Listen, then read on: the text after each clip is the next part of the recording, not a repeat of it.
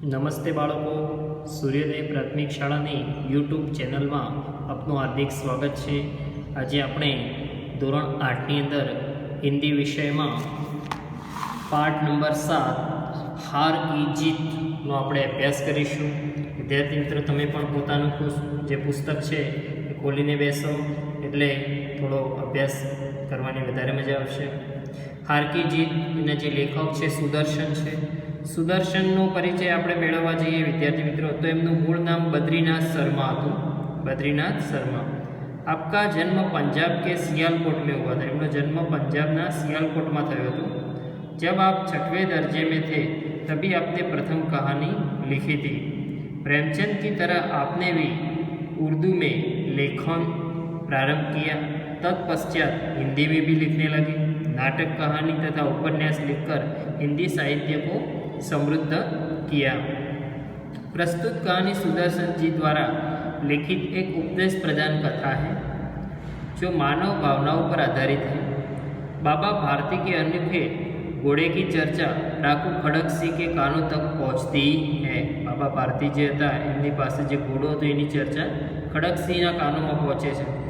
वह धोखे से घोड़ा ले जाता है, परंतु बाबा भारती की एक बात उसे घोड़ा लौटाने पर मजबूत कर देती है। उसी बात ने उस डाकू का हृदय परिवर्तन कर दिया। इसी बात पर यहाँ प्रकाश डाला गया है। इस कहानी में विनम्रता, उदारता, पश्चाताप, दयाभाव, लोकहित की आकांक्षा आदि मूल्यों को समाविष्ट किया गया है। એમનો જન્મ થયો છે વિદ્યાર્થી મિત્રો 1896માં અને એમનું નિધન એટલે કે મૃત્યુ થયું છે 1968ની સાલની અંદર। હવે આપણે કહાની તરફ જઈએ। माँ को अपने बेटे, माँ ने पोताना दीकरा साथे और किसान को अपने लहलहाते खेत देखकर जो आनंद आता है, એટલે માને પોતાના દીકરાને જોઈને અને ખેડૂતને પોતાના સરસ મજાના લહેરાતા પાકના જે ખેતર હોય છે જોઈને જે આનંદ આવે છે ને, વહી આનંદ બાબા ભારતી को अपना घोड़ा देखकर आता था। આવો જ આનંદ બાબા ભારતીને પોતાના ઘોડાને જોઈને આવતો હતો। એમને ઘોડો ખૂબ જ પ્રિય હતો।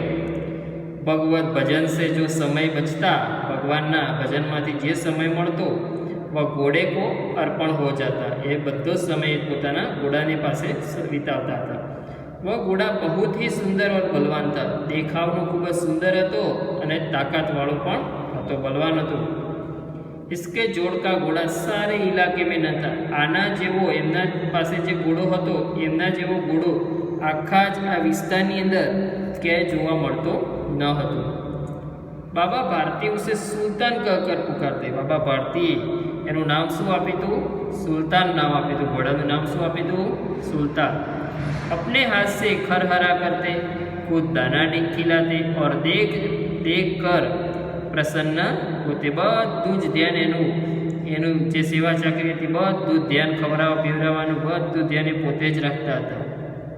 उन्होंने रुपया, माल असबाब, जमीन आदि अपना सब कुछ छोड़ दिया था। ये जीवनમાંથી એમને જે મોહ હતો આ વસ્તુઓનો એ બધું જ છોડી દીધું હતું। यहाँ तक कि उन्हें नगर के जीवन से भी घृणा थी। उन्हें नगर से भी घृणा थी, એટલે કે નફરત હતી પોતાના નગરથી પણ, ગામથી પણ। अब गांव के बाहर एक छोटे से मंदिर में रहते। બધું ત્યાગ કરીને, સંસારનો ત્યાગ કરીને એક મંદિરની અંદર રહેવા જતા રહ્યા और भगवान का भजन करते थे અને ભગવાનનું જ ધ્યાન ધરતા હતા। બધું જ ત્યાગ કરી દીધો હતો, પરિવાર, ગામ બધું જ। मैं सुल्तान के बिना नहीं रह सकूँगा। એવું કહેવા લાગે કે હું આ સુલતાનના ઘોડા વગર રહી શકું એમ નથી। उन्हें ऐसा लगने लगा था कि उसकी चाल पर लट्टू थे। એની ચાલ ઉપર પણ લટ્ટુ થઈ ગયા હતા કે જેટલી સરસ મજાની એની ચાલ છે। कहते ऐसे चलता है जैसे मोर गड्ढा को देखकर नाच रहा हो। कि जो केवो चाले से जाने मोर नाची रहे हो। जब तक संध्या के समय सुल्तान पर चढ़कर 8-10 मील का चक्कर न लगा लेते तो उन्हें चैन न आता। 8-10 मीलનો जो चक्कर न लगावे तो એને चैन पड़तो न હતો। खड़क सिंह उस इलाके का कुख्यात डाकू था। एक डाकू હતો એ વિસ્તારનો, એનું નામ હતું ખડક સિંહ। ખડક સિંહ डाकू હતો। लोग उसका नाम सुनकर कांपते थे। એનું નામ સાંભળીને લોકો ડરી જતા હતા ગામના લોકો। होते होते सुल्तान की कीर्ति उसके कानों तक भी पहुंची कि आ सुल्तान एकदम सारो घोड़ो है, एनी जे एना गान है ये एमना सुधी पहुंचवा लाग्या। उसका हृदय उसे देखने के लिए अधीर हो गया कि मारे हवे आने सुल्तान ने जोवो पड़से। पर एक दिन दोपहर के समय बाबा भारती के पास पहुंचा। एक दिवस बपोरना समय बाबा भारती पासे गया और नमस्कार करके बैठ गया। नमस्कार थी बातनी शुरुआत करे छे। बाबा भारती ने पूछा, खड़क सिंह क्या हाल है? के शू चाले छे बोलो के खड़क सिंह? खड़क सिंह ने सिर झुकाकर उत्तर दिया, आपकी दया है कि तुम्हारी दया छे महाराज। कहो इधर कैसे आए कि अहींया केम आववुं पड्युं बोलो। सुल्तान की चाल खींचलाई कि आ सुल्ताननी वात सांभळीने एना वखाण सांभळीने मने एने मळवानी इच्छा थाय छे। विचित्र जानवर के देखोगे तो प्रसन्न हो जाओगे। महाराज शुं कहे छे? तम विचित्र जानवर छे कि देखो तो तमे प्रसन्न थई जशो। मैंने भी बहुत प्रसन्नता सुनी है उसकी। डाकू शुं कहे छे કે ખડકસિંહ કહે છે કે મેં પણ આની ખૂબ જ વખાણ સાંભળ્યા છે, એટલે જ उसकी चाल तुम्हारा मन मोह लेगी कि એની ચાલ જેવી છે કે તમારું મન પણ મોહી લેશે।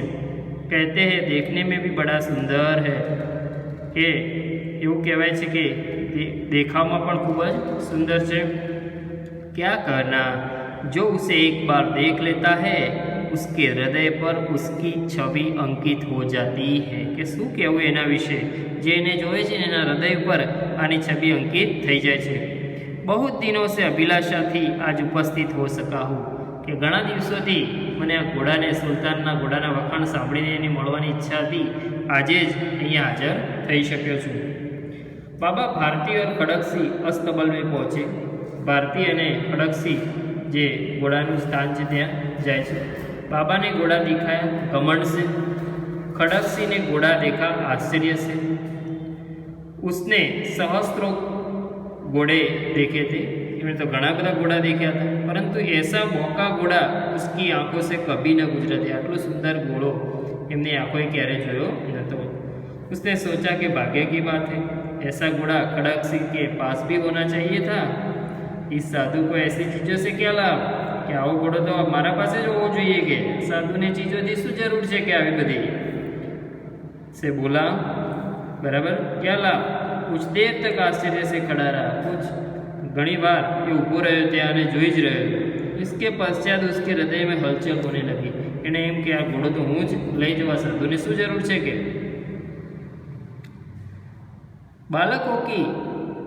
बालकों की सी अधीरता से बोला, परंतु बाबा जी इसकी चाल न देखी तो क्या? बाबा जी भी मनुष्य ही थे के बाबा जी पर मनुष्य छे ने के? अपनी वस्तु सी प्रशंसा दूसरे के मुंह से सुनने के लिए उनका हृदय अधीर हो गया। घोड़े को खोलकर बाहर ले गए। घोड़ा ने खोलीने बाहर ले गया। घोड़ा वायु वेग में उड़ने लगा। घोड़े की चाल देखकर उसके हृदय पर सांप लौट गया। जोईने तो अधीरो थई गयो। वह डाकू था और जो वस्तु उसे पसंद आए उस पर वह अपना अधिकार समझने लगता थे। आ तो डाकू हतो, जे वस्तु आवे ने लूंटी काढतो। उसके पास बाहुबल था और आदमी भी थे। एनी पासे तो घणी शक्ति हती अने एनी पासे घणा माणसों पण हता। जाते जाते उसने कहा, बाबा जी मैं यह घोड़ा आपके पास न रहने दूंगा। जती जती वखते कहे छे कि ए बाबा जी के आ घोड़ो तमारी पासे हूँ रहवा दईश नहीं। बाबा भारती तो डर गई। बाबा भारती ने शू थयुं कि आ तो डाकू है, गुंडो है, हवे कि आ तो लई ज जशे। अमुने रात को नींद न आती, हवे तो एने रात्रे ऊँघ पण आवती नथी। सारी रात अस्तबल की रखवाली में कटने लगी। जे घोड़ानी जग्या छे एनी ध्यानमां ज राखवा लाग्यो। प्रतिक्षण खड़कसिंह का डर लगा रहता था, परंतु कई महीने बीत गए और वह न आया। बराबर, एक एक क्षण खड़कसिंहનું ध्यान एक घोड़ा पर ज जतुं। बराबर, घणा महीना थई गया पण ए आयो नहीं। यहाँ तक कि बाबा भारती कुछ असावधान हो गए। बाबा भारती ने पण थयुं कि हवे कदाच आ तो आवशे नहीं। संध्या का समय था। बाबा भारती सुल्तान की पीठ पर सवार होकर घूमने जा रहे थे। सांजनो समय હતો અને બાબા ભારતી સુલ્તાનની પીઠ પર બેસી અને ફરવા જઈ રહ્યા હતા। इस समय उनकी आंखों में चमक थी, मुख पर प्रसन्नता, आंखों में पण चमक थी और मोढ़ा पर प्रसन्नता, हंसी पण थी। कभी घोड़े के शरीर को देखते तो कभी उसके रंग को, और वह मन में फूले न समाते थे। वारंवार घोड़ा ने जोवे અને પોતાના ફૂલે ન સમાય એટલે खुशी व्यक्त કરી શકતા न था।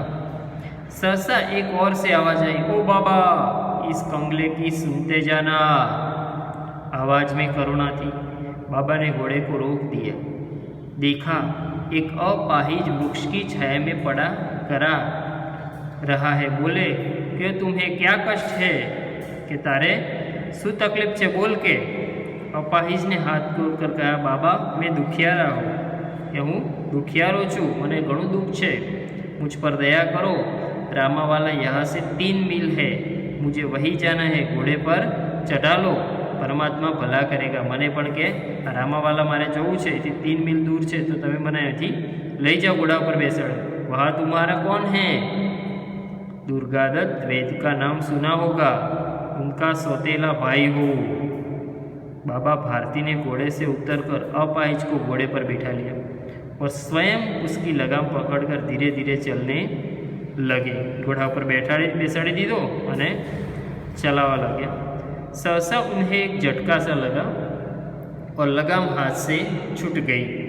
उनके आश्चर्य का ठिकाना रहा जब उन्होंने देखा कि अपाहिज घोड़े की पीठ पर तनकर बैठा है और घोड़े को दौड़ाई लिए जा रहा है। उनके मुख से भय, विस्मय और निराशा से मिली हुई चीख निकल आई। वह अपाहिज डाकू खड़गसिंह था। वो कौन कयो डाकू हतो? खड़गसिंह नामनो डाकू हतो। बाबा भारती कुछ देर तक तो चुप रहे, पहला तो कहीं बोलिया नहीं, कारण के ओळखी न सके। उसके पश्चात कुछ निश्चय कर पूरे बल से चिल्लाकर बोले, जरा ठहराओ। खड़गसिंह ने आवाज़ सुनकर घोड़ा रोक लिया। उसकी गर्दन पे पर प्यार से हाथ फेरते हुए कहा, बाबा जी यह घोड़ा अब न दूंगा, कि हवे तमने आ घोड़ो आपीश नहीं। विद्यार्थी मित्रों नेक्स्ट विडियो में हवे जोईशुं। आटलो आपणो तमे रीडिंग करजो, बराबर।